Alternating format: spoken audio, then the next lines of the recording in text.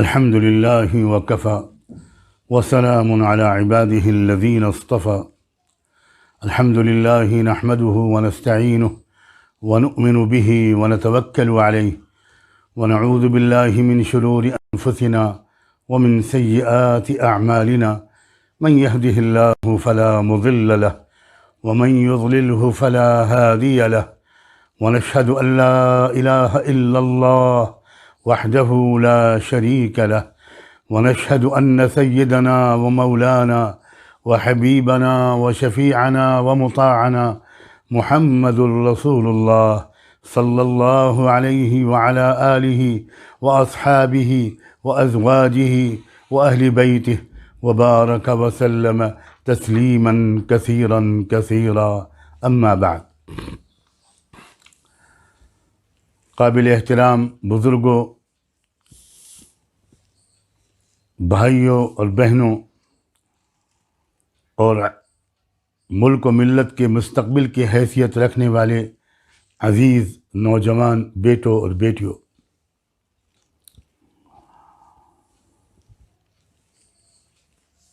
اس وقت جمعے کے موقع پر کچھ معروضات آپ سب کی خدمت میں پیش کرنے کی ہدایت مجھے مسلم پرسنل لاء بورڈ کی قیادت کی طرف سے ملی ہے. میں کوشش کروں گا کہ چند منٹ میں کچھ ضروری باتیں آپ سب کی خدمت میں عرض کروں. آپ سب کے ذہنوں میں اس وقت ایک سوال ہوگا کہ جب کوئی وبا، کوئی بیماری ایک وبائی شکل اختیار کر لے تو اسلام اس صورتحال سے نمٹنے کے سلسلے میں کیا ہدایات دیتا ہے؟ کیونکہ یہ تو آپ جانتے ہی ہیں کہ زندگی کا کوئی گوشہ اور انفرادی اور اجتماعی زندگی کا کوئی پہلو ایسا نہیں ہے جو رحمت دو عالم صلی اللہ علیہ وآلہ وسلم کے ذریعے جس کے بارے میں کوئی واضح رہنمائی ہمیں نہ ملی ہو. قرآن مجید اصولی رہنمائیاں دیتا ہے. رحمت دو عالم صلی اللہ علیہ وآلہ وسلم اپنے قول اور اپنے عمل کے ذریعے اس کی پوری وضاحت کرتے ہیں. پھر صحابہ کرام اور اللہ کے رسول صلی اللہ علیہ وآلہ وسلم کا ایک ارشاد ان دنوں میں آپ میں سے بہت سے لوگوں نے بار بار سنا ہوگا. آپ نے ارشاد فرمایا: اذا سمعتم الطاعون بأرض فلا تدخلوها واذا وقع بأرض وانتم فيها فلا تخرجوا منها. صحیح بخاری اور صحیح مسلم دونوں نے اس کو نہایت پختہ سندوں کے ساتھ روایت کیا ہے. آپ کے اس ارشاد کا مفہوم یہ ہے کہ اگر کسی سرزمین میں طاعون پھیلنے کے بارے میں تم کو خبر ملے تو تم اس جگہ، اس مقام پر مت جانا، اور اگر تم وہیں رہتے ہو، وبا ایسی جگہ پھیلے تم جہاں مقیم ہو، تو تم وہاں سے باہر مت نکلنا.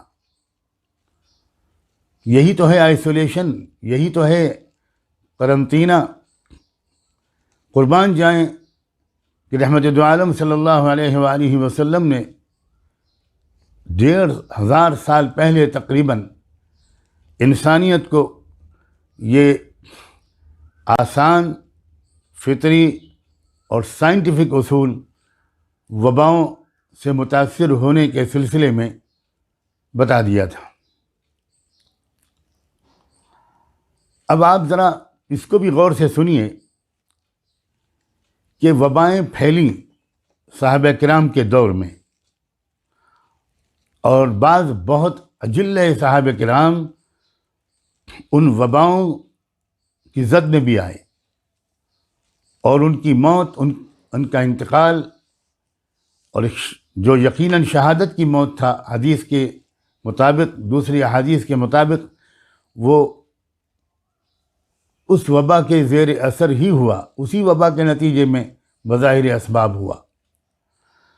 سیدنا ابو عبیدہ ابن جراح رضی اللہ عنہ، جن کو امین هذه الامہ کا خطاب دیا تھا اللہ کے رسول صلی اللہ علیہ وآلہ وسلم نے، اور تاریخ اسلام میں ان کی بہت عظیم خدمات درج ہیں۔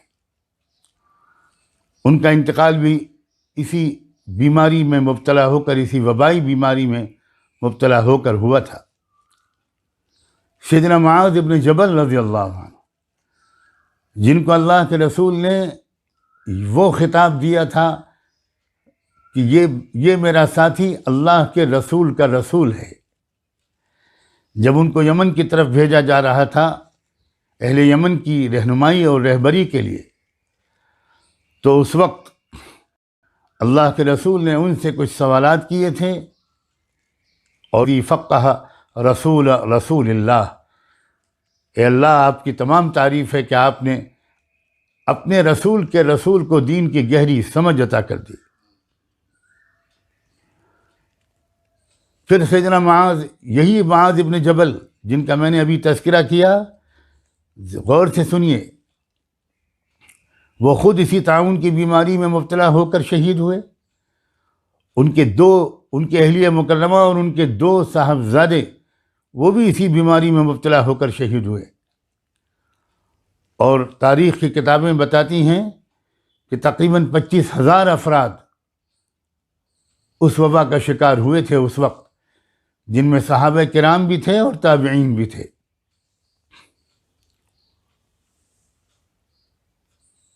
کیا مطلب ہوا اس کا؟ اللہ تعالیٰ کا اس دنیا کا یہ نظام ایسا ہوتا ہے کہ جیسے موسم کا اثر ایک نبی اور ولی بھی محسوس کرتا ہے اور ایک عام انسان بھی محسوس کرتا ہے، اسی طرح اس دنیا میں جو وبائی بیماریاں پھیلتی ہیں، جو امراض پھیلتے ہیں، جو ہوائیں چلتی ہیں، ان سے متاثر نیک لوگ بھی ہو سکتے ہیں اور ہم جیسے عام لوگ بھی ہو سکتے ہیں۔ یہ سمجھنا کہ میں تو بہت نیک ہوں، میرے اندر بہت توکل اور یقین ہے، میں تو اعمال کا پابند ہوں، مجھے کوئی بیماری نہیں لگ سکتی، یہ اللہ کے اس نظام کو نہ سمجھنے یا کم سمجھنے کا ایک نتیجہ یا ثبوت ہے، جس نظام کے مطابق اللہ نے اس دنیا کو چلانے کا فیصلہ روز اول سے کیا ہوا ہے۔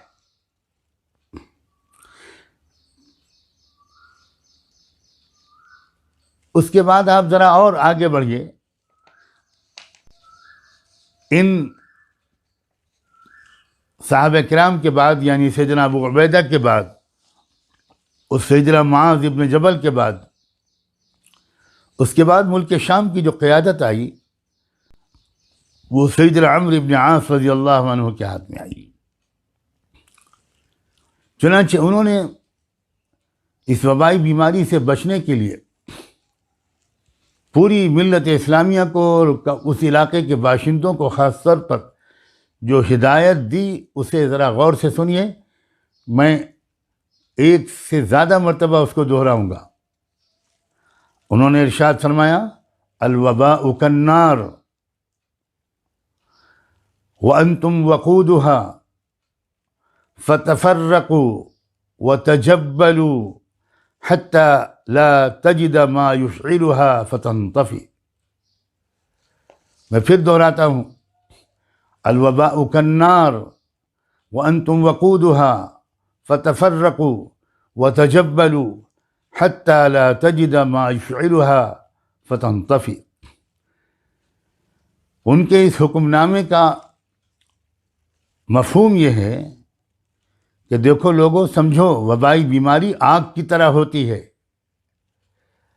جس کا ایندھن انسان بنتے ہیں، وَأَنْتُمْ وَقُودُهَا، انسان اس کا ایندھن بن جاتے ہیں۔ اس لیے پہلی بات غور سے سنو، فَتَفَرَّقُوا، الگ الگ ہو جاؤ، فاصلہ رکھو، بہت زیادہ اختلاط مت کرو۔ اگر ہم آج کی زبان میں کہیں تو کہہ سکتے ہیں کہ سوشل ڈسٹینسنگ مینٹین کرو. فرمایا وتجبروا، یعنی پہاڑوں پر جا کر بس جاؤ. اللہ اکبر، یعنی اپنی گھنی آبادی سے نکل کر باہر دور کہیں پہاڑوں پر جا کر الگ الگ بس جاؤ، وہاں کچھ دن گزارو. جب ایسا کرو گے تو آگ کو ایندھن نہیں ملے گا تو وہ بجھ جائے گی. سبحان اللہ، آگ کو ایندھن نہیں ملے گا تو وہ بجھ جائے گی. یعنی نہ صرف یہ کہ تم اس وبا سے محفوظ رہو گے بلکہ وہ وبا ہی ختم ہو جائے گی.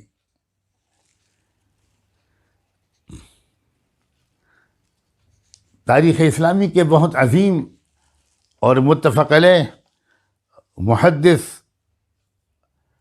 گزرے ہیں علامہ حافظ ابن حجر عسقلانی. انہوں نے تو یہ الفاظ بھی ذکر کیے ہیں کہ ان ھذا رجز مثل السیل من تکنبہ اخطأہ ومثل النار من تنکبہا اخطأہا ومن اقام احرقتہ فآذتہ. یعنی یہ بیماری لوگوں یہ سمجھ لو کہ یہ سیلاب کی طرح ہے. جو پانی کے بہاؤ اور دھارے سے بچ کر کھڑا ہوگا وہی سیلاب سے بچ پائے گا. یہ آگ کی طرح ہے، جو دور رہے گا وہی محفوظ رہے گا، جو آگ کے قریب کھڑا ہوگا اسے آگ جلا دے گی اور نقصان پہنچائے گی. اب ذرا غور کریں، جب صحابہ کرام اس نظام فطرت کو سمجھاتے تھے تو اس موقع پر وہ اپنی توجہ یکسوئی کے ساتھ مرکوز کرتے تھے اس اسبابی عام نظام کو سمجھانے کی طرف، جس کے تحت اللہ نے اس نے دنیا کو چلانے کا فیصلہ کیا ہوا ہے. کیا آج ہم اور آپ ان میں سے کسی کے بارے میں یہ گمان کر سکتے ہیں کہ ان کا یقین کمزور تھا، ان میں توکل نہیں تھا، ان میں تقوی کی کمی تھی، وہ غیر اللہ سے متاثر تھے؟ معاذ اللہ، معاذ اللہ، لاکھوں کروڑوں بار معاذ اللہ. ہم اور آپ تو کیا چیز ہیں؟ رب کعبہ کی قسم، ساری دنیا کے اولیاء اللہ، ائمہ رشد و ہدایت، ان کا یقین، ان کا توکل اور ان کا تقوی اگر ایک پلڑے میں رکھ دیا جائے اور دوسرے پلڑے میں ایک صحابی کا ایمان، توکل و تقوی رکھ دیا جائے تو میں دوبارہ دہراتا ہوں رب کعبہ کی قسم، وہ پلڑا جھک جائے گا جس میں ایک صحابی کا ایک توکل یا تقوی اور ایمان رکھا ہوا ہوگا، یقین رکھا ہوا ہوگا. یہی نازک بات میرے عزیز دوستو، میرے بھائیوں اور بہنوں، یہ سمجھنے کی ہے، یہ سمجھنے کی ہے کہ اللہ نے ہم کو کس طرح ریئیکٹ کرنے کا حکم دیا ہے. ایک طرف یقین اور توکل بھرپور طریقے پر، رجوع الی اللہ بھرپور طریقے پر، دعائیں مانگنا، اللہ سے معافی مانگنا، اپنے کیریکٹر کو بدلنا، اپنی کمیوں کو دور کرنا، اپنے اندر بہتر تبدیلی لانا، جس کا نام ہے توبہ. معافی مانگنا الگ چیز ہے، اور زندگی کو بدل ڈالنے کا عزم اور وعدہ کر لینا اور شروعات کر دینا، توبہ اس کا نام ہوتا ہے. ایک طرف اس کا بھی بھرپور حکم اور ہدایت ہے. یہ بھی کہا گیا کہ تمہارے پر اگر کانٹا بھی چبھ جائے گا تو تم کو اس کا اجر و ثواب ملے گا اگر تم صحیح قلبی اور نفسیاتی کیفیت کے ساتھ ریئیکٹ کرو گے. اگر تم مایوس بھی نہیں ہوگے، اللہ سے بدگمان بھی نہیں ہوگے، اللہ تعالیٰ کی قدرت اور رحمت پر شک کی بیماری میں مبتلا نہیں ہوگے، تو وہ ذرا سی تکلیف بھی تم کو اجر دے دے گی.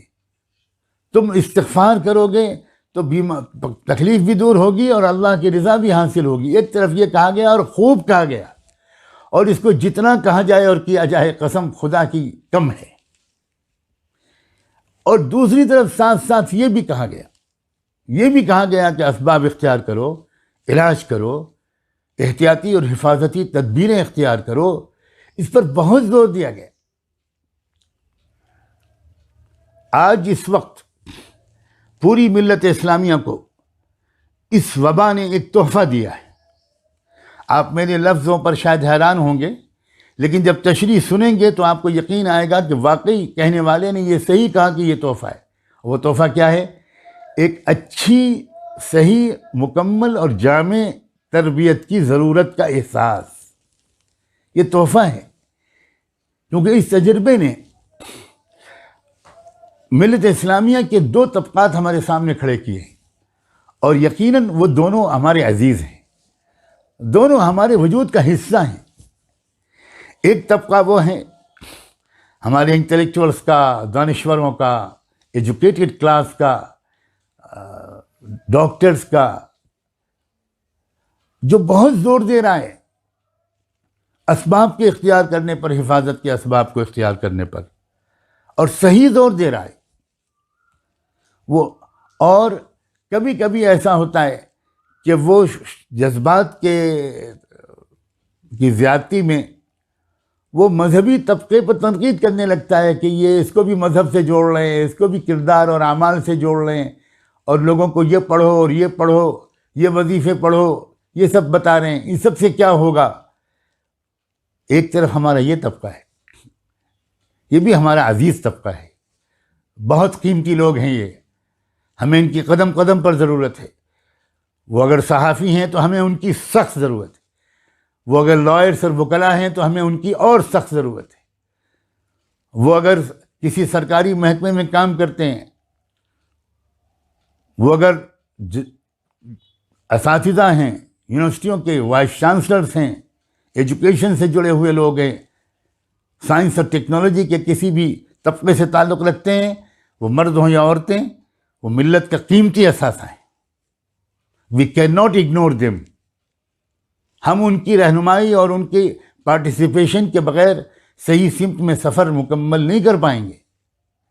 مگر ہو سکتا ہے کہ کسی ری ایکشن کی وجہ سے، یا قرآن و حدیث کے براہ راست اور جامع سمجھ کے کمی کی وجہ سے، جو کسی کے اندر بھی ہو سکتی ہے، ہو سکتا ہے کہ ان کی بات کو جب وہ ادا کرتے ہوں، جب وہ تعبیر کرتے ہوں، ایکسپریس کرتے ہوں اپنے خیالات کو، تو اس میں ایسا لگتا ہو کہ جیسے یہ ایمان اور اعمال کے بالکل خلاف ہیں اور اس کی کسی تاثیر کے قائل نہیں ہیں۔ اسی طرح دوسری طرف ہمارا مذہبی طبقہ ہے، جن میں اچھے خاصے لوگ وہ ہیں، میں علماء کا لفظ نہیں بول رہا ہوں، یاد رکھیے گا، ہمارا اس زمانے کا دیندار کہنے والا طبقہ اور معاشرے کی اصلاح اور دین کی محنت کرنے والے ہمارے بہت پیارے اور عزیز ساتھی، وہ بھی ہماری ملت کا بہت قیمتی حصہ ہیں۔ یقین مانیے اگر وہ گلی گلی گشت کر کر کے دروازے دروازے پر دستک دے کر اتنی محنت نہ کرتے تو آج ہمارے ملک میں ایمان و اسلام اس طرح نظر نہ آ رہا ہوتا۔ ان کا بہت بڑا کنٹریبیوشن ہے۔ وہ کسی بھی جماعت کے نام سے جانے جاتے ہوں، ان کا مرکز شمالی ہندوستان میں ہو یا جنوبی ہندوستان میں ہو یا دنیا کے کسی کونے میں ہو، وہ بھی ہمارا بہت قیمتی حصہ ہے ملت کا۔ ہاں، یہ موقع ایسا آیا کہ اب ان کو بھی انشاءاللہ محسوس ہوگا، اور خدا کرے کہ محسوس ہو۔ ہماری دلی دعا ہے، محبت بھری دعا ہے، عاجزانہ دعا ہے، مخلصانہ تمنا ہے کہ وہ ذرا سا یہ محسوس کریں کہ کہیں ان سے بھی اسلام کے اس جامع فہم میں کچھ کمی تو نہیں رہ گئی، اور کہیں ان کی وجہ سے جو اسلام کی سمجھ امت کے اچھے خاصے طبقے میں پھیلی اور پھیل رہی ہے، اس میں کسی ایک پہلو کی کوئی کمی تو نہیں رہ گئی۔ ایسا تو نہیں ہو رہا کہ وہ جس طرح وہ اللہ پر یقین، اللہ کی قدرت کو سمجھاتے ہیں اور ایمان کی اور نیک اعمال کی تاثیر کو سمجھاتے ہیں، تو ہو سکتا ہے ان کا اپنا ارادہ ایسا نہ ہوتا ہو، لیکن سننے والوں کو ان کے انداز تفہیم سے کچھ ایسا لگتا ہو کہ جیسے ہم کو اسباب اختیار کرنے کی کوئی ضرورت نہیں ہے، ہمیں تو بس اللہ کے یقین پر یقین کرنا چاہیے، ہمیں تو مسجدوں کو آباد کرنا چاہیے، ہمیں تو بالکل کسی کی بات نہیں ماننی چاہیے، نہ حکومت کی نہ ڈاکٹروں کی۔ یہ موقع ایسا آیا ہے، میں بہت محبت کے ساتھ یہ کہنا چاہتا ہوں، یہ موقع ایسا ہے کہ ایسے تمام حضرات، وہ چاہے رہبروں کی صف میں شامل ہوں چاہے رہبروں کی تابعداری کرنے والے لاکھوں کروڑوں بھائیوں اور بہنوں کی شکل میں پورے ملک میں اور عالم میں پھیلے ہوئے ہوں، میں ان کی سب سے یہ کہنا چاہتا ہوں کہ یہ موقع آیا ہے کہ تھوڑا سا غور کر لیجئے کہ ہم سے اللہ اور رسول کی منشا کے سمجھنے میں، اسلام کی تعلیمات کے سمجھنے میں اور اس کے ایک پہلو کے سمجھنے میں کچھ کوتاہی ہوئی ہے، اور شاید اچھی خاصی کوتاہی ہوئی، اور اس کا ایک فطری سا نتیجہ اس وقت نکل رہا ہے۔ ذرا غور کیجئے، سیدنا عمرو بن عاص اپنی امت کو ہدایت دے رہے ہیں، اور کیا کہہ رہے ہیں؟ وبائی شکل میں ایک دوسرے کے ساتھ نہ رہو، الگ الگ ہو جاؤ۔ کتنا سائنٹیفک دین و شریعت ہے اسلام، قربان جائیں۔ سوشل ڈسٹینسنگ مینٹین کرو۔ میں پورے بھروسے کے ساتھ تفرقو کا ترجمہ کر رہا ہوں، الگ الگ ہو جاؤ۔ یہاں تک کہ وہ فرما رہے ہیں کہ تم اپنے گھروں میں رہتے ہوئے اگر آئسولیشن نہیں کر سکتے، الگ الگ نہیں ہو سکتے، تو پہاڑوں پہ جاؤ۔ ظاہر ہے کہ گھنی آبادی میں وبائیں پھیلتی ہیں، اور جو پہاڑ پہ چلے جاؤ، دور دور بکھرے ہوئے رہو، خیمے لگا لو، پہاڑ پہ رہو، تو وہاں کی کھلی فضا میں سائنسداں یہ بتاتے ہیں کہ وہ جراثیم مؤثر نہیں رہ جاتے۔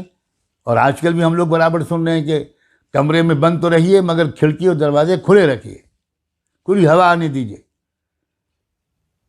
قربان جائیں اس نبی امی، رحمت دو عالم، آقا نامدار، محسن انسانیت صلی اللہ علیہ وآلہ وسلم کی اس رہنمائی پر، جو کس قدر ریشنل، کس قدر لاجیکل، کس قدر سائنٹیفک بھی تھی۔ جو ہمارے حضرات یہ کہتے ہیں کہ مذہب اور سائنس دو بالکل الگ الگ چیزیں ہیں۔ میں دوسرے مذاہب کے بارے میں کوئی تبصرہ کرنے کا حق بھی نہیں رکھتا، اور میں نہیں اس وقت اس کو چھیڑتا۔ میں گفتگو کو مرکوز رکھنا چاہتا ہوں، اصل فوکس رکھنا چاہتا ہوں اصل موضوع پر۔ جو حضرات یہ کہتے ہیں کہ مذہب اور سائنس دو بالکل متضاد چیزیں ہیں، ان میں کبھی ملاپ نہیں ہو سکتا، اسلام کے بارے میں تو یہ بات ایبسلیوٹلی غلط ہے۔ لیٹ می سے with clearest of the words, بالکل صاف لفظوں میں، یہ اس وقت موضوع نہیں ہے کہ میں اس پر کوئی گفتگو کروں۔ اسلام کا کوئی حکم ایسا نہیں ہے جو فطری اصولوں اور سائنٹیفک اصولوں پر مبنی نہ ہو، اور یہ بھی اسلام کے قیامت تک کی ایک رہنمائی کے ہونے پر قطعی دلیل ہے۔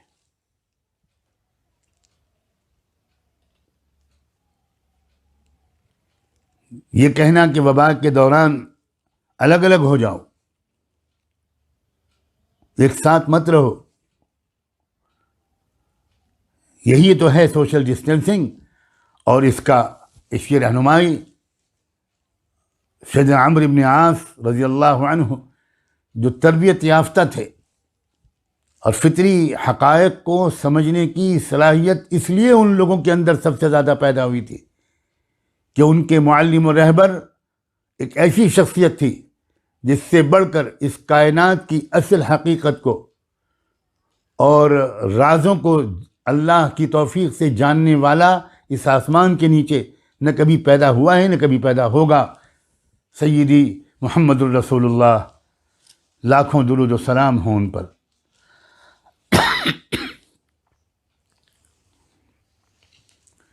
کیا مثالیں دے کر سمجھایا ہے، کہا ہے یہ وبا آگ کی طرح ہوتی ہے، قریب رہو گے تو جل جاؤ گے، اسے دور ہٹو۔ پھر میرے دوستو، اس موقع پر انہوں نے یہ نہیں کہا کہ آگ نہیں جلاتی، اللہ کا حکم جلاتا ہے۔ انہوں نے نہیں کہا اس موقع پر کہ چھری کاٹتی ہوتی تو اسماعیل کی گردن کٹ جاتی علیہ الصلاۃ والسلام۔ کس موقع پر، کس بات پر زور دینا چاہیے، کس پہلو پر زور دینا چاہیے، اس کو سمجھیے۔ تو میں وہ جو کہہ رہا تھا کہ یہ ایک اعتبار سے ایک تحفہ ہے. ہمارے وہ لوگ جو اس سائنٹیفک اسباب کو زیادہ جانتے ہیں وہ بھی اپنے علم کو مکمل کر لیں، اور وہ بھی دعاؤں کی تاثیر کو بہتر طریقے پر سمجھ لیں. رکوع اور سجدے، استغفار و توبہ، صدقہ، خیرات، کسی غریب کی مدد کر دینا، یہ وباؤں کو ٹالتا ہے، بلاؤں کو ٹالتا ہے. یہ اس پہلو کو اپنی سمجھ وہ مضبوط کر لے. اور میں اگر ان میں سے کوئی بھی اس کا محتاج نہیں ہے تو میں یہ الفاظ واپس لے لوں گا.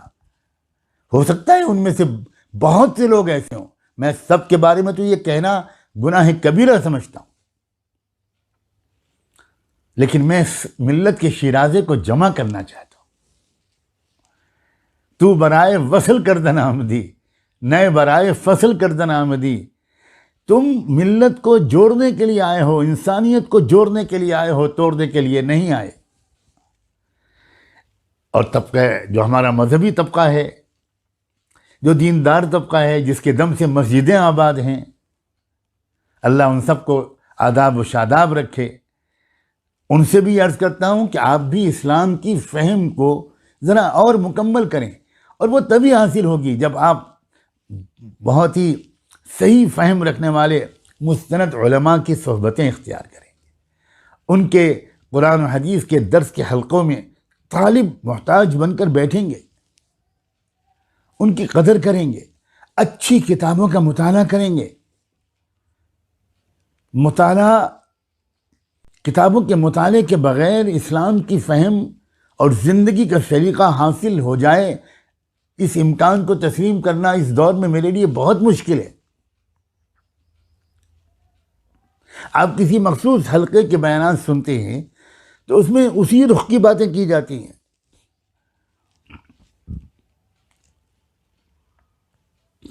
اور وہاں مقصد ہوتا ہے ان بیانات کا، یا کم سے کم ہونا چاہیے کہ آپ کے اندر دین کی صحیح فہم حاصل کرنے کا شوق آ جائے.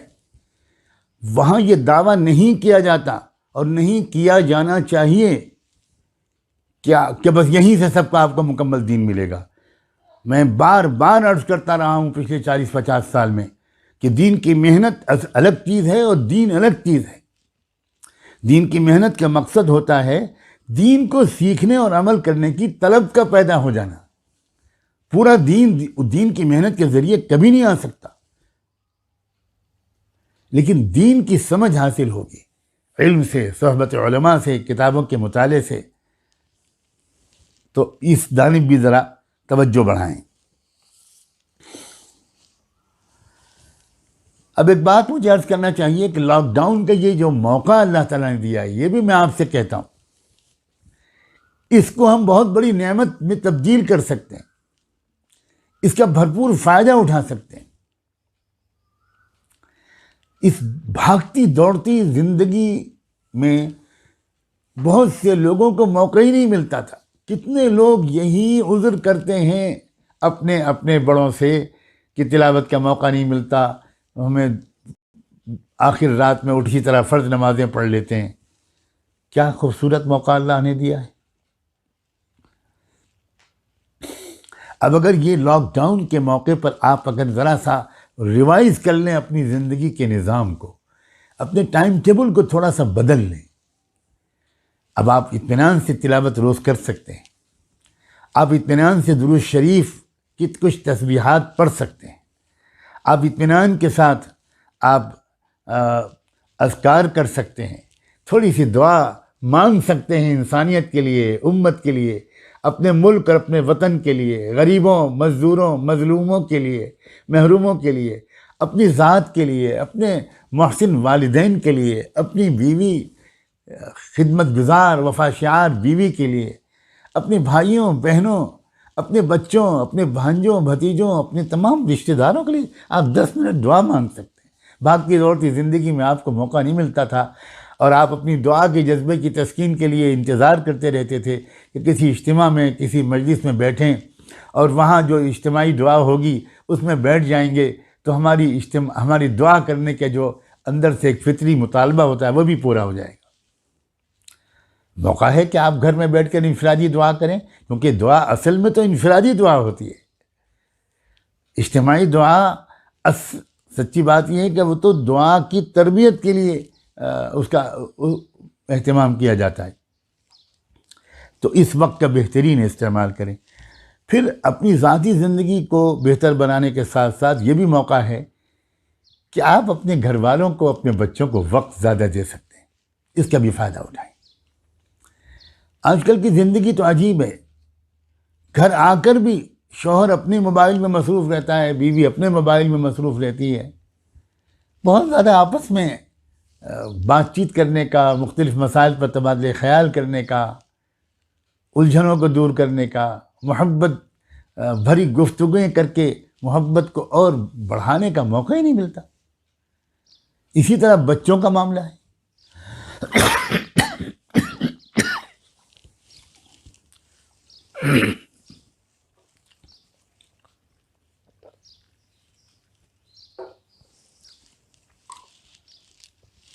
بچوں اور بچیوں کی تربیت کا موقع آج کل نہیں ملتا. رواج بھی ختم ہو گیا اور بہانہ یہ بھی مل گیا کہ وقت نہیں. اب آپ کے سامنے دو آپشن ہیں. آپ اس وقت کو ٹی وی پر دیکھ کر بھی برباد کر سکتے ہیں، غیر ضروری کاموں میں مصروف ہو کر، ضرورت سے زیادہ سو کر اپنی صحت کو بھی نقصان پہنچا کر آپ اس وقت کو ضائع کر سکتے ہیں. اور اس وقت کا استعمال کر کے رات میں جلدی سو جائیں. تہجد کی عام دنوں میں نہیں توفیق ملتی تھی، نہیں پڑھ پاتے تھے، کچھ شرمندگی بھی بہت سے لوگوں کو رہتی تھی. اب تھوڑی سی چند رکعت تہجد بھی پڑھ لیں، ایسا روحانی سکون آپ کو ملے گا. پھر بچوں کے ساتھ بیٹھیں اور بچوں کو کی تربیتی باتیں کریں، مانوس کریں. آج کل سوشل ڈسٹینسنگ ہو گئی ہے پیرنٹس اور بچوں کے درمیان. پیرنٹس کو دیکھ کر نوجوان لڑکے بھاگ جاتے ہیں. لڑکیاں بھی ماں کے پاس زیادہ نہیں بیٹھنا چاہتی اور لڑکے باپ کے پاس زیادہ نہیں بیٹھنا چاہتے. دادا دادی اور نانا نانی کا تو ذکر ہی کیا ہے، ان سے تو بہت دوری ہو گئی ہے اور یہ بہت خطرناک بات ہے. میرے عزیز نوجوان بچوں اور بچیوں، میں تم سے مخاطب ہوں. آپ کیمسٹری پڑھ لو، آپ بایولوجی پڑھ لو، آپ فزکس پڑھ لو، آپ کامرس پڑھ لو، یہ سب مل جائے گا کالج میں. لیکن زندگی کا گزارنے کا سلیقہ یہ بزرگوں کے تجربوں سے ملتا ہے. تو یہ موقع ہے بچوں، یہ موقع ہے. صحت کے اصولوں کا خیال رکھتے ہوئے بیٹھو اور بیٹھ کر ذرا کچھ زندگی کے اصول سیکھو. مائیں اپنی بچیوں کو کچھ سمجھائیں، خاص طور پر وہ بچیاں جو 16 17 18 سال کی ہو رہی ہیں اور انشاءاللہ تھوڑے دنوں میں وہ اپنی سسرال میں جائیں گی. تو ایک کامیاب بیوی اور کامیاب بہو اور ایک کامیاب بھاوج بننے کے اصول سکھائیے. یہ موقع ہے.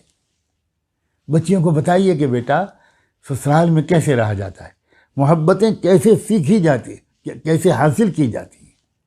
کچھ وقت لگ سکتا ہے، لیکن اگر تم نے عقل مندی کے ساتھ تھوڑی سی قربانی دے کر، ذرا سا برداشت کر کے اور انتظار کا حوصلہ پیدا کر کے اگر صحیح زندگی گزار لی تو تم اپنی ساس کی محبت بھی حاصل کر لو گی، اپنی نند کے محبت بھی حاصل کر لو گی، تم اپنی دیورانی جیٹھانی کی بھی محبت حاصل کرنے میں کامیاب ہو جاؤ گی. یہ باتیں سمجھانے کا موقع ملا ہے.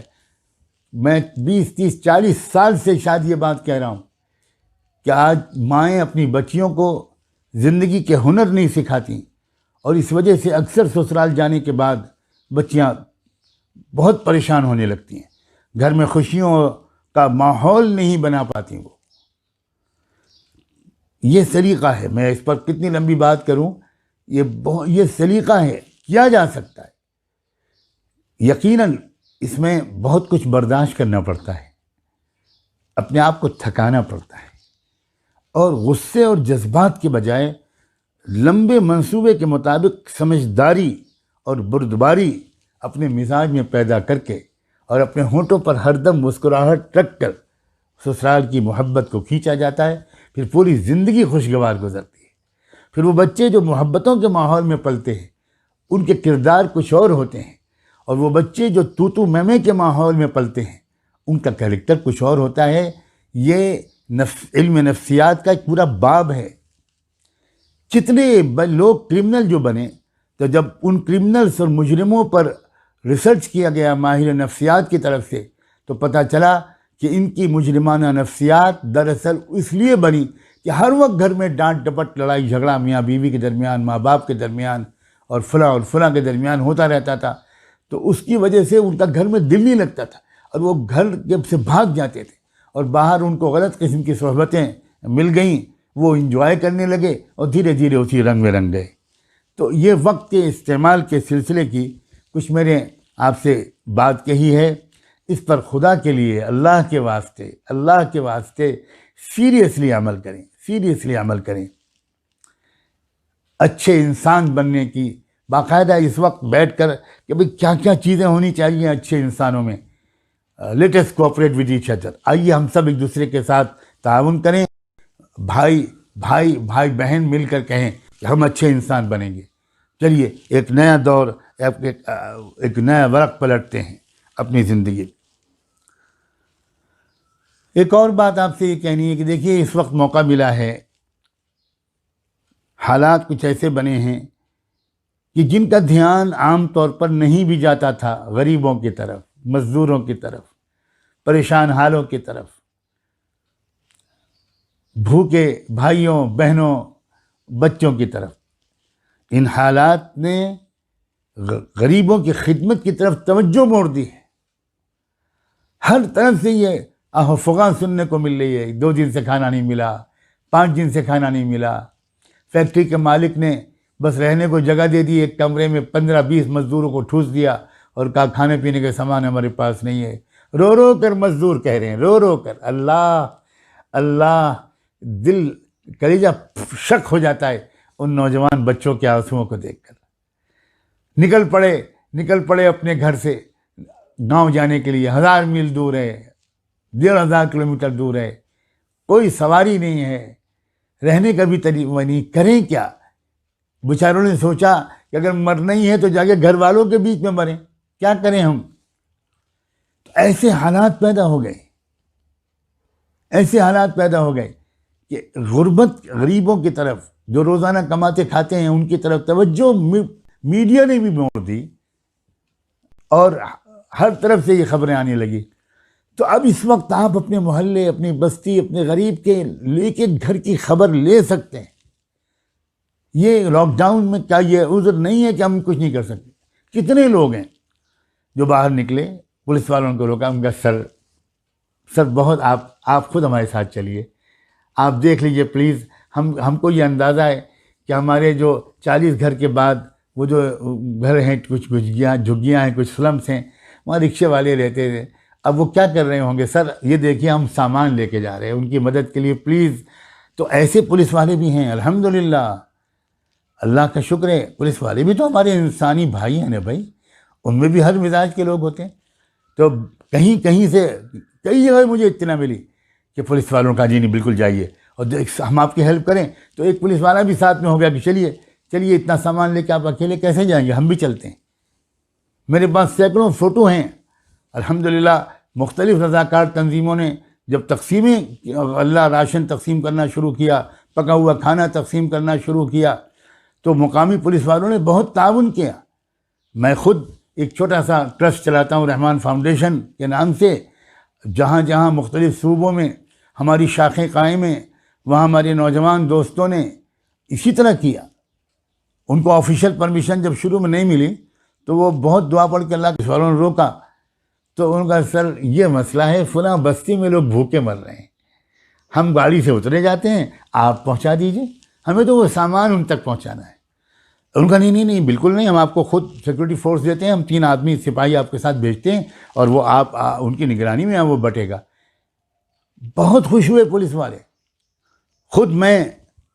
خود میں جہاں مستقل طور پر رہتا ہوں، نیرل کے پولیس انسپکٹر نے اتنا تعاون کیا کہ مسلسل پچھلے 4-6 دن سے ہمارے وہاں کے ساتھی اطراف کی تمام بستیوں میں وہ دوپہر کو نکلتے ہیں اور شام کو واپس آتے ہیں اور پورا سامان بانٹ کر آتے ہیں. پولیس کے لوگ ساتھ میں ہوتے ہیں، پولیس کے لوگوں کے ذریعے سے وہ چیزیں تقسیم کی جاتی ہیں. اور میں اس موقع پر اس بات کو بھی کہنا اپنا فرض سمجھتا ہوں کہ اگر ہم یہ پولیس والوں سے یہ ریکویسٹ کرتے ہیں کہ پلیز شہریوں کے ساتھ آپ اپنے رویے کو تھوڑا بہتر بنا لیجیے، آپ کا امیج بگڑ رہا ہے، آپ میں سب ایسے لوگ نہیں ہیں، لیکن ذرا ہدایت دیجیے پلیز۔ سینئر آفیسر سے میں کہتا ہوں، ہر ڈسٹرکٹ کے ایس پی تک خدا کرے میری گزارش پہنچے کہ وہ اپنے ایس ایچ او سے کہیں کہ بھی بلا وجہ ڈنڈے مت مارو، بلا وجہ جو لوگ بیچارے کسی مجبوری سے نکلے ہیں ان کو سمجھا کے واپس کرو۔ لیکن میں اس کے ساتھ ساتھ آپ سے بھی کہتا ہوں کہ بلا وجہ ہر وقت ان پولیس والوں کو صرف نفرت کی نگاہ سے مت دیکھو۔ ارے بھائی، ادھر سے اگر محبت و شرافت کا آغاز نہیں ہوتا تو نبی امی کی تعلیم تو یہ ہے نا کہ تم محبت و شرافت کا آغاز کر کے اس کا دل جیت لو۔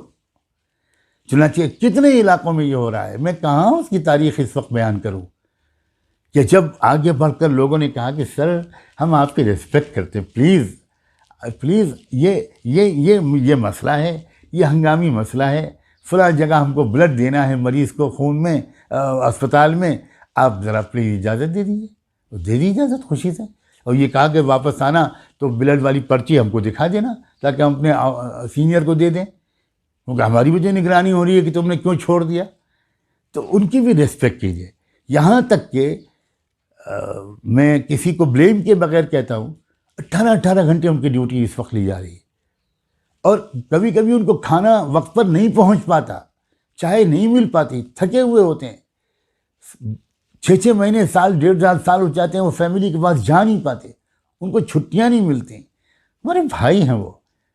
ان کو جب کھانا آفر کیا گیا کہ سر ہم چاہتے ہیں آپ کے جتنے بھی ساتھی ہیں ان کو کھانا آپ جہاں سے کہیں وہاں سے پکوا کے لا کے آپ کو دے دیں، ہم چائے آپ کو پلا دیں، تو بہت خوش ہوئے پولیس والے، بہت خوش ہوئے، اور ان کا رویہ بہت بہتر ہو گیا۔ یہ فطری سی بات ہے بھائی۔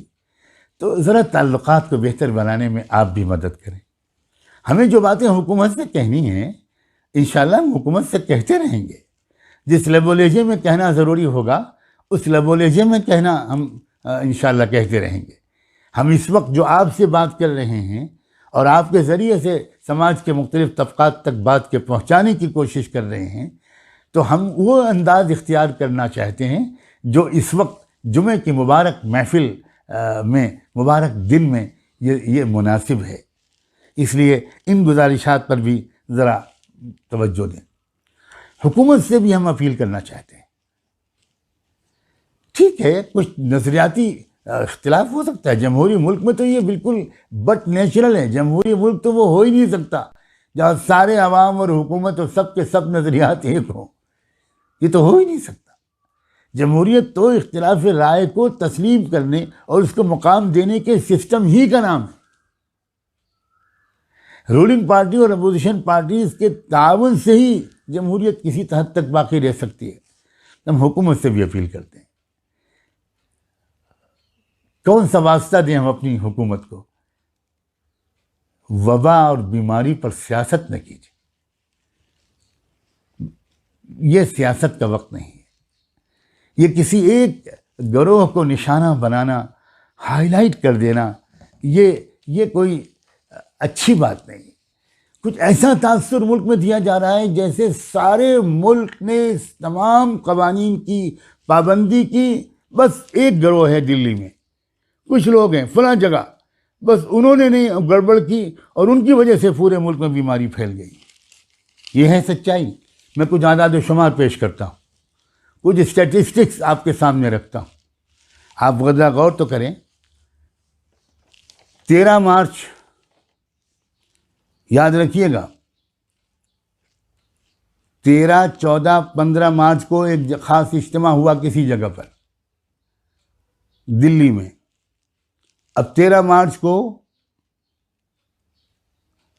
Joint secretary health ministry central government, ان کی طرف سے اعلان آتا ہے کہ کورونا وائرس ہیلتھ ایمرجنسی نہیں ہے۔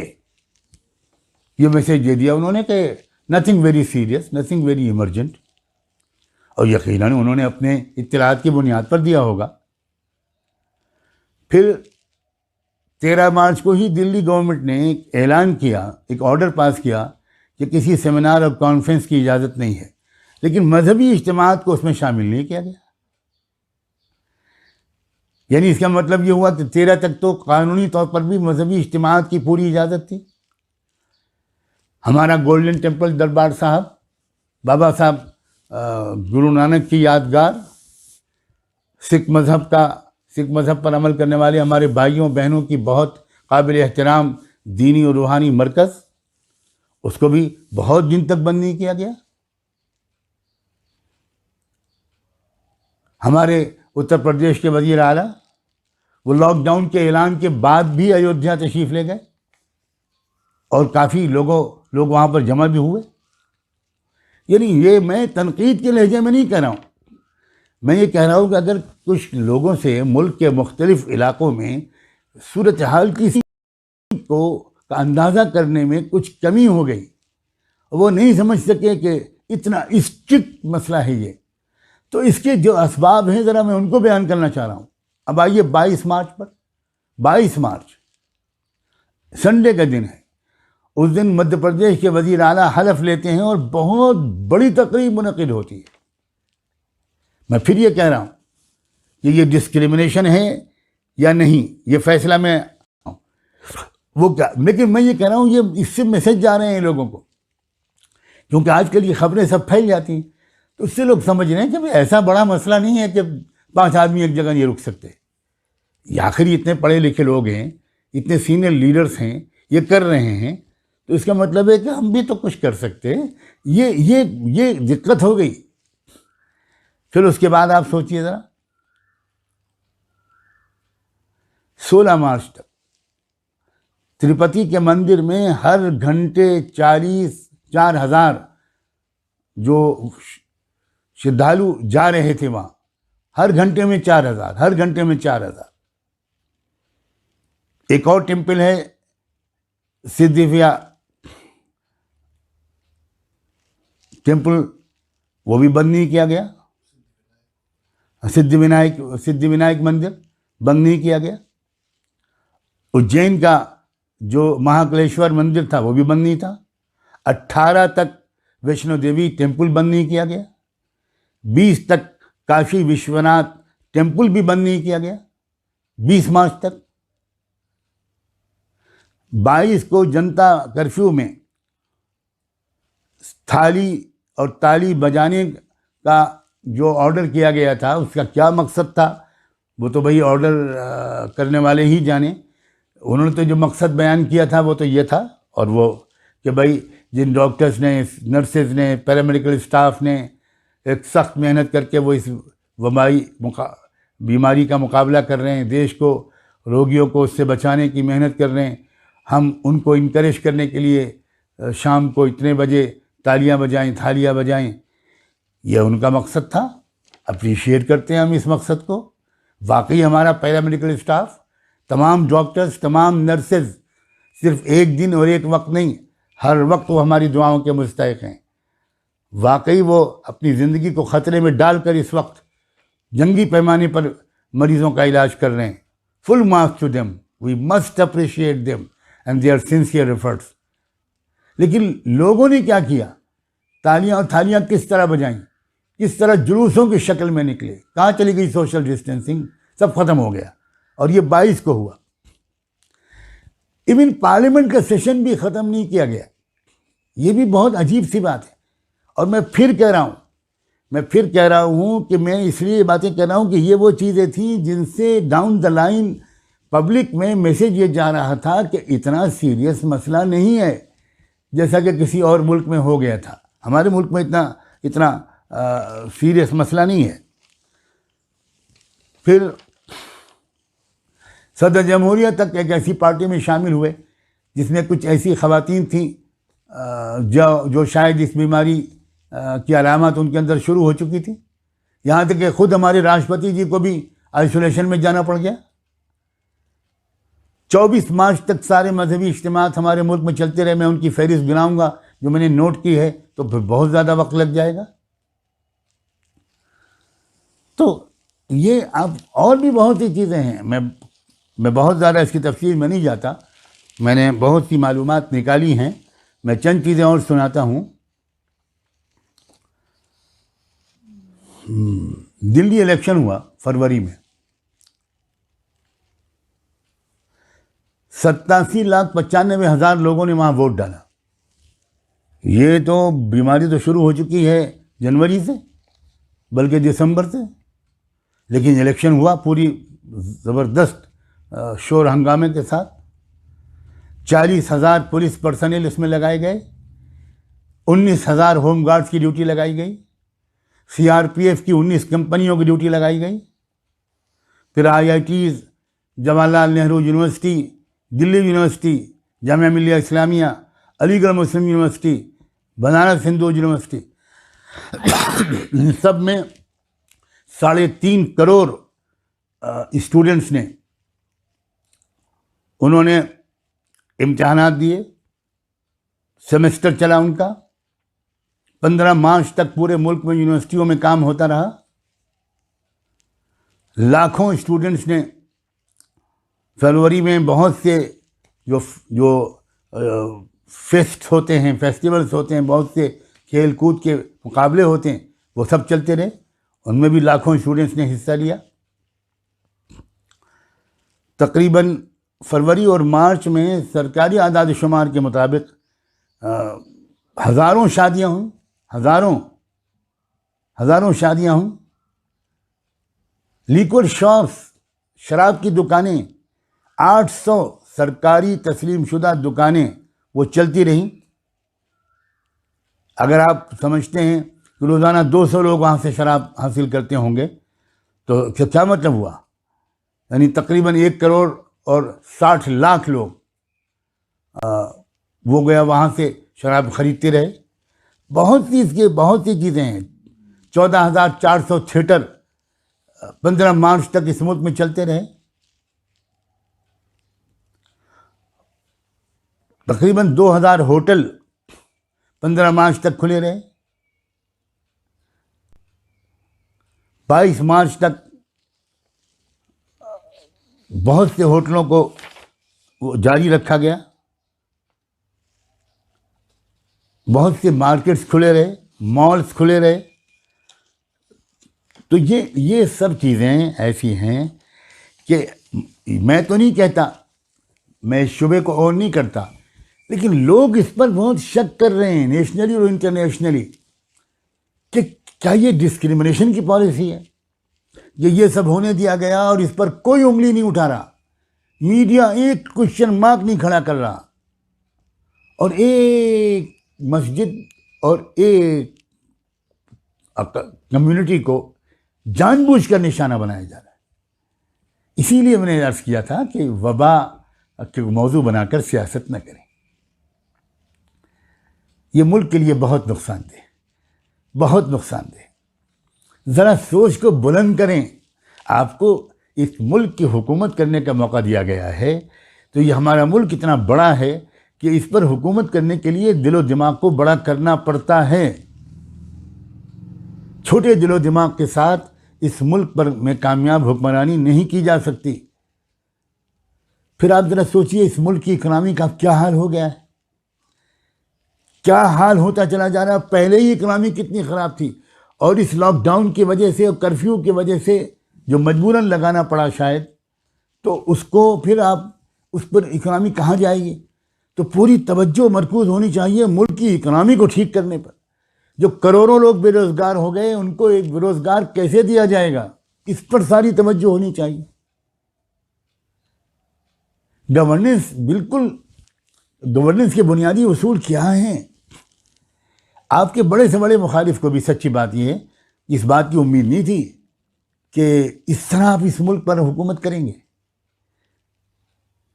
پلیز خدا کے لیے بھارت کی ترقی کے واسطہ دے کر آپ سے کہتا ہوں کہ ذرا سا اور پازیٹیو انداز سے سوچئے. اور جو میں بات کہہ رہا ہوں ان سوالوں کا جواب سوچئے اور دیجئے کہ ملک کی اکنامی کو بحال کرنے کا آپ کے پاس کیا طریقہ ہے. پہلے ہی سے لوگ بے روزگار تھے، نان امپلائمنٹ بڑھتا جا رہا تھا. ہم آپ ہی جیسے لوگوں سے سنتے تھے کہ 45-46 سال میں ملک میں نان امپلائمنٹ اتنا کبھی نہیں بڑھا جتنا کہ اس وقت بڑھ گیا ہے. اب تو خدا جانے کتنا ہوا ہوگا، لاکھوں لوگ بے روزگار ہو گئے، لاکھوں اور شاید کروڑوں۔ اسمال بزنس تو اٹھ ہی نہیں پائے گا۔ اور یہاں پر آ کر میں یہ کہنا چاہتا ہوں کہ بہت سے انٹرنیشنل اور نیشنل ریسرچ اسکالرز کا، ویژنری تھنکرز کا یہ خیال ہے کہ اس بیماری جو پھیلی ہے یہ نیچرل طور پر نہیں پھیلی، یہ پھیلائی گئی ہے۔ میں اس بحث میں کسی فیصلہ کن بات کرنے کا اہل نہیں ہوں، میں نہیں کوئی نتیجہ یقین سے کہہ سکتا، لیکن میں برابر فالو کر رہا ہوں، سن رہا ہوں ان تمام سائنٹسٹ اور ریسرچ اسکالرز کو بھی جو ملک کے اندر اور باہر بھی ہیں، اور ان ملکوں میں ہیں جن کی سائنسی تحقیقات پر ہم لوگ ایمان بالغیب رکھتے ہیں۔ انہوں نے یہ کہا ہے کہ یہ بیماری نیچرل نہیں ہے، اور یہ بھی انہوں نے کہا ہے کہ یہ بیماری، اس کا اصل نشانہ آبادی کو کم کرنے کے علاوہ ساری دنیا کی اکنامی کو تباہ کر دینا ہے۔ تو میں اس سے بھی اتنا کہنا چاہتا ہوں حکومت سے کہ اس امکان کو سامنے رکھ کر اپنے ملک کی اکنامی کو ٹھیک کرنے کے لیے آپ ذرا ماہرین معاشیات کی ایک میٹنگ بلائیے۔ ضروری نہیں ہے کہ وہ صرف ایک ہی خاص بیک گراؤنڈ کے ہوں، جن کا تعلق مہاراشٹر کے کسی مشہور شہر سے ہو، کسی خاص ایک نسل سے ہو۔ آپ ذرا ایک براڈر جو ماہرین معاشیات ہیں اس وقت ان کی میٹنگ بلائیے، ان کی مدد لیجئے کہ کیسے ہم اس ملک کی معاشیات کو ٹھیک کریں۔ یہ بات تو میں حکومت سے بڑی دردمندی سے کہتا ہوں، ورنہ ایسی مصیبت اس ملک میں اکنامیکلی آنے والی ہے اس وبا سے نکل جانے کے بعد بھی کہ اس کو سنبھالنا اور بھکمری کو مٹانا مشکل ہوگا۔ لیکن میں اسی تناظر میں مسلمانوں سے بھی ایک بات کہنا چاہتا ہوں، ہمارا مقام صرف حکومت سے مطالبہ کرنا نہیں ہے، ہمارا فرض کچھ اور بھی ہے۔ اس موقع پر حضرت یوسف علیہ السلام کی قصے و تجربے کو اور ان کی شاندار خدمت خلق کے نمونے کو ذرا تفصیل سے آپ سمجھنے کی کوشش کیجیے۔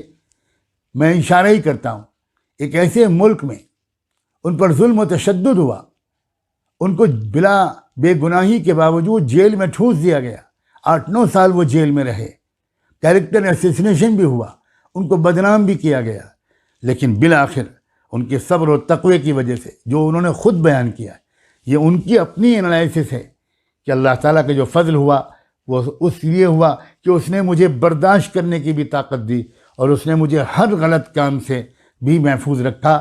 اس کے نتیجے میں اللہ نے مجھ کو موقع دیا۔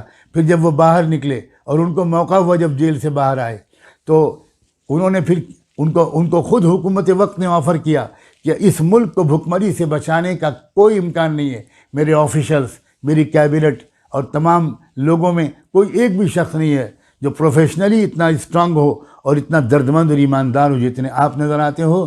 آپ سنبھالو اس شعبے کو۔ پھر انہوں نے کس طرح سنبھالا، پورے ملک کی اکنامی کو سنبھال دیا، پورے ملک کی معیشت بحال ہو گئی، ایک انسان بھوک سے نہیں مرا اور ملک خود سے خوشحال ہو گیا۔ انہوں نے ایریگیشن کا ایک نیا سسٹم اس ملک میں شروع کیا۔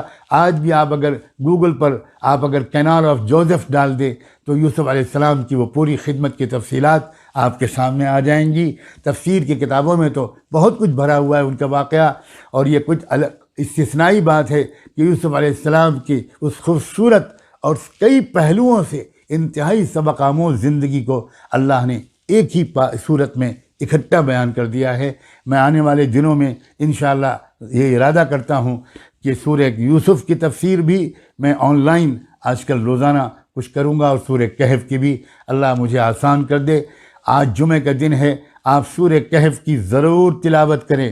کیوں؟ اس لیے کہ میں اشارہ کرتا ہوں یہ بات کہ سورہ کہف کے بارے میں رحمت دو عالم صلی اللہ علیہ وآلہ وسلم نے یہ بات صاف فرما دی ہے کہ جو سورہ کہف کی تلاوت کرے گا، کبھی آپ نے فرمایا شروع کی آیتیں، کبھی فرمایا آخر کی آیتیں، اور جو پابندی سے ہر جمعے کو تلاوت کرے گا اس کو ہر جمعے سے اگلے جمعے تک ایک خاص روشنی ملے گی، نور ملے گا، یعنی اس روشنی اور نور بصیرت کے ذریعے سے وہ حالات کو کی اصل حقیقت تک پہنچ جائے گا کیوں کہ ایک دور ایسا آئے گا جس میں جو ظاہر میں نظر آتا ہے وہ کچھ اور ہوگا، اپیئرنس کچھ اور ہوگا اور ریئلٹی کچھ اور ہوگی، حقیقت کچھ اور ہوگی۔ بہت سے لوگ یہ سمجھ رہے ہیں کہ یہ وبائی بیماری بھی دراصل اسی طرح کی ایک شکل ہے، حقیقت اس کی کچھ اور ہے، نظر آنے والی صورت کچھ اور ہے۔ آپ سورہ کہف کی تلاوت کو آج ہی پابندی سے شروع کر دیجئے، ہر مرد، ہر عورت، ہر لڑکا، ہر لڑکی پابندی سے کم جمعے کو سورہ کہف کی، پوری سورہ کہف کی تلاوت ضرور کرے، اور انشاءاللہ سورہ کہف کو اگر آپ جب سمجھنے بھی لگیں گے تو آپ کو پھر ریلیشن اور سمجھ میں آئے گا کیوں سورہ کہف کے اندر یہ تاثیر رکھی گئی ہے کہ وہ ایسے تمام فتنوں سے اس کی حفاظت کرے گا جو فتنے دھوکے کی وجہ سے آئیں گے۔ دجال یاد رکھیں، دجال کی جو سب سے بڑی اصل علامت ہے جس کی وجہ سے اس کا نام دجال رکھا گیا وہ ہے ڈسیپشن، دھوکہ اور فریب۔ The greatest deceiver in the entire human history, ایسی شخصیت کا نام ہے دجال۔ اور یہ جو کچھ بھی اس وقت علامتیں بہت سی ظاہر ہو رہی ہیں وہ اس سے یہ بات صاف سمجھ میں آ رہی ہے بلا شک و شبہ کہ ہم اس آخری دور میں داخل ہو چکے ہیں، جس آخری دور کے مختلف کریکٹر ہمارے سامنے آئیں گے، مختلف قوموں کے مختلف رویے سامنے آئیں گے، منفی بھی اور مثبت بھی، جنگیں بھی ہوں گی اور پتہ نہیں کیا کیا ہوگا۔ تو سورہ کہف سے اپنے تعلق کو اور اس کے واسطے سے قرآن سے اور قرآن کے واسطے سے اللہ اور اس کے رسول سے اپنے تعلق کو مضبوط کرے۔ میں امید کرتا ہوں کہ کچھ ضروری باتیں میں نے اس مدت میں آپ کی خدمت میں پیش کر دی ہوں گی۔ اللہ کرے کہ جو کچھ بھی میں نے صحیح کہا ہو اسی کی توفیق سے وہ آپ کے دل و دماغ میں اور میرے دل و دماغ میں بالکل پیوست ہو جائے، اور اگر کوئی بات میری زبان سے غلط نکلی ہو اللہ اسے معاف فرما دے اور آپ کے اور میرے ذہن سے اس کو اپنی قدرت سے مٹا دے۔ وآخر دعوانا ان الحمد للہ رب العالمین۔ آئیے مختصر سی دعا بھی کر لیں۔ اللہم صلی علی سیدنا محمد وعلی آل سیدنا محمد وبارک وسلم۔ اللہم صلی علی سیدنا محمد صلاة دائمة تنجینا من جمیع الاحوال والآفات، تنجینا من جمیع الاحوال والآفات وتقضی لنا بها جمیع الحاجات وتطهرنا بها من جمیع السیئات وترفعنا بها اعلی الدرجات وتبلغنا بها اقصى الغایات من جمیع الخیرات فی الحیاة وبعد الممات انک علی کل شیء قدیر۔ اللہ اپنے فضل و کرم سے ہم سب کو پورے ملک کے تمام انسانوں کو اللہ بلا تفریق مذہب و ملت تمام انسانوں، بھائیوں اور بہنوں کو اس وبا سے محفوظ فرما۔ جو بیماری میں مبتلا ہو چکے اپنی قدرت سے ان سب کو شفا عطا فرما، اور اللہ جو انتقال کر چکے اللہ ایمان کا کوئی ذرہ لے کر انتقال کر چکے، اے رب کریم اللہ ان کی بھرپور مغفرت کا فیصلہ فرما۔ اے رب کریم اللہ ہم کو بدن میں بھی صحت نصیب فرما، ہماری روح کو بھی جسمانی روحانی بیماریوں سے محفوظ فرما۔ اے اللہ ہمارے گناہوں کو معاف فرما۔ اے اللہ ہمیں اپنی طرف سچے دل سے رجوع کرنے کی توفیق عطا فرما، آپس میں اتحاد پیدا فرما۔ اللہ اپنے اپنے مسلکوں پر چلتے ہوئے اور اپنے اپنے رجحانات پر قائم رہتے ہوئے اللہ ملک اور ملت کی وسیع تر مصلحتوں کی خاطر ہم تمام مثبت مقاصد کے لیے متحد ہو جائیں۔ اے رب کریم، اے اللہ پوری انسانی برادری کے لیے بھی دعا مانگنا ہمارا فرض ہے، اور ہم چونکہ بھارت میں پیدا ہوئے اور یہیں رہتے ہیں اور انشاءاللہ یہیں مریں گے، اللہ اپنے کرم سے اس ملک کی ترقی کے لیے، امن و عافیت کے لیے بھی خوب دعائیں کرنے کی اور کوششیں کرنے کی ہم سب کو توفیق عطا فرما۔ ہر طرح کی دہشت گردی اور آتنکواد سے ہمارے ملک کو اور پوری انسانی برادری کو ہمیشہ کے لیے محفوظ فرما۔ رب کریم دجال کے فتنے سے ہم سب کی حفاظت فرما۔ اللہ دجال کے فتنے سے ہم سب کی حفاظت فرما۔ اللہ جب تک زندہ رکھیے گا ایمان و اعمال صالحہ کی توفیق کے ساتھ، صحت اور عافیت کے ساتھ زندہ رکھیے گا، اور اللہ جب وقت مقرر آئے تو آسان موت دے کر ایمان کامل پر اللہ اپنے پاس بلا لیجیے گا اور بغیر حساب و کتاب کے مغفرت فرما دیجیے گا۔ اللہ ایک دوسرے کا حق ادا کرنے کی بھی ہم سب کو توفیق عطا فرما۔ اللہ مزدوروں، مظلوموں، غریبوں، بے روزگاروں جو اس وقت بہت زیادہ پریشان ہیں، اے رب کریم ان کی خدمت اور مدد کے راستے کو کھول دیجئے، ان کی خدمت اور مدد کے راستوں کو کھول دیجئے، اور ایڈمنسٹریشن کو، ہر جگہ کے ایڈمنسٹریشن کے دل میں یہ بات ڈال دیجئے کہ وہ اچھے انسانوں اور اچھے جو NGOs ہیں، رضاکار تنظیمیں ہیں، ان کو خدمت کے مواقع فراہم کر دیں اور قانونی اجازتیں عطا کر دیں، تاکہ زیادہ سے زیادہ آپ کے بندوں اور بندیوں تک ہم آپ کی دی ہوئی کچھ نعمتوں کو پہنچا سکیں۔ ربنا آتنا فی الدنیا حسنہ وفی الآخرۃ حسنہ وقنا عذاب النار۔ اللہ ایک گزارش اور ہے، جمعہ کا یہ مبارک دن ہے، اللہ مسجدوں کے دروازوں کو کھول دیجئے، حرمین شریفین کے دروازے کو کھول دیجئے۔ اللہ آپ ناراض ہو گئے تو آپ نے اپنے گھروں کے دروازے بند کر دیے۔ اللہ جب کوئی مالدار خفا ہو جاتا ہے یا کوئی باپ ناراض ہو جاتا ہے تو بیٹے کو، اولاد کو گھر سے باہر نکال دیتا ہے اور دروازہ بند کر لیتا ہے۔ اللہ ہمارا آپ کے سوا کوئی نہیں ہے، ہم آپ کے دروازے پر آ کر معافی مانگنا چاہتے ہیں۔ اللہ دروازوں کو کھول دیجئے، اللہ دروازوں کو کھول دیجئے۔ اللہ رمضان مبارک میں اور حج کے موقع پر حرمین شریفین کے دروازوں کو بند نہ رکھیے گا، اللہ بند نہ رکھیے گا، اللہ بند نہ رکھیے گا۔ آپ ہی نے تو کہا ہے وہیں سے برکت اور ہدایت دونوں تقسیم ہوتی ہے، اگر دروازہ بند ہو گیا تو برکت اور ہدایت یعنی دین دنیا سب برباد، دنیا اور آخرت سب ویران۔ اللہ اس بڑی سزا سے ہم سب کو بچا لیجئے۔ آخری گزارش ہے، اللہ ہم سب گنہگاروں کے نام لے کر رحمت دو عالم، خاتم النبیین، آقائے نامدار سیدنا محمد الرسول اللہ صلی اللہ علیہ وآلہ وسلم کی خدمت اقدس میں ہم سب کی طرف سے محبت اور شرمندگی بھرا درود و سلام بھجوا دیجئے ان پر اور ان کی آل پر، ان پر اور ان کے اہل بیت پر، صحابہ اور صحابیات پر، ازواج مطہرات پر، ذریت طیبہ پر، ان کے نقش قدم پر چلنے والے تمام صالحین و صالحات، تمام اولیاء اللہ اور بزرگان دین پر اللہ، اور انہی کے راستے پر ہم سب کو جینے اور مرنے کی توفیق عطا فرما۔ وصلی اللہ تعالی علی خیر خلقہ سیدنا محمد وعلی آلہ وصحبہ اجمعین برحمتک یا ارحم الراحمین۔